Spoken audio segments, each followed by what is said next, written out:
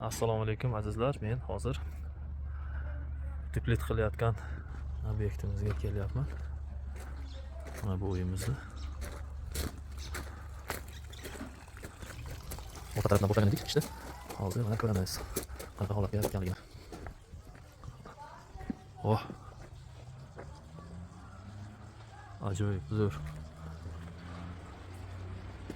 Отделкаga tayyor. Fasadni yana finishga, gipka kamenga, xudo xolasa, at ko'zlari bilan birgalikda olingan. Bugun ikkinchi sloy o'rilgan. Va mana bu yerda mana